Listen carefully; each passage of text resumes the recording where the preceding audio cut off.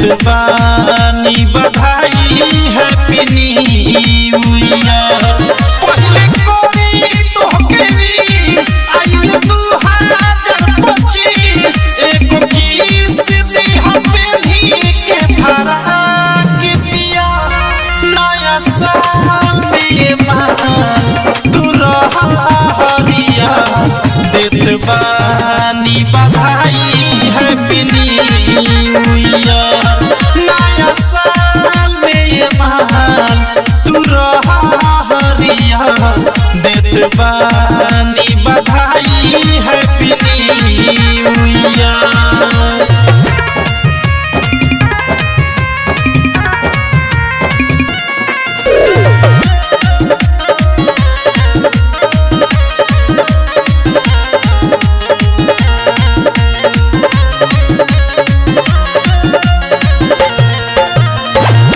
पढ़ली हजान कोनो करी न चीटिंग लभ के सियाही से लिखनी गिरीटिंग।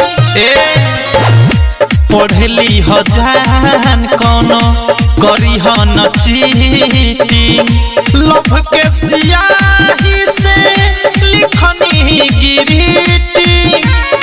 मनी बिकनी साथे तू खइहा चिउड़ा में हम खुशी में पियब ठंडा ठंडा पिया नया साल में मान तू रहा हरिया देत बानी बधाई हैप्पी न्यू ईयर।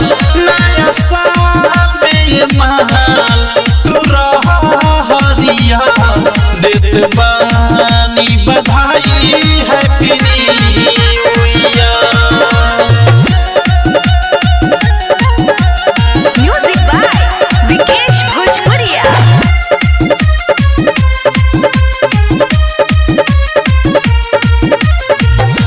फुलावा गुलाब के खोसली हबाल में कहर पलान चला साथे नैनीताल में हे करे जा।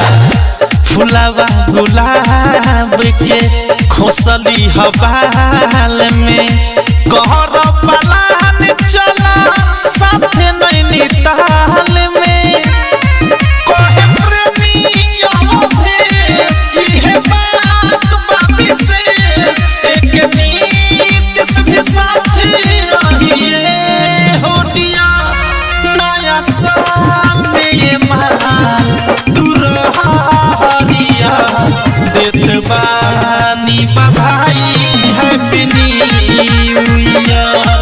नया साल में मान तू रहा हरिया देत बानी बधाई हैप्पी न्यू ईयर। पहले कोरी तोहके विश आइल 2025 एको किस दे पेन्ही के भरा के पिया नया साल में मान तू रहा हरिया देत बानी बधाई हैप्पी न्यू ईयर। नया साल में मान तू रहा हरिया देत बानी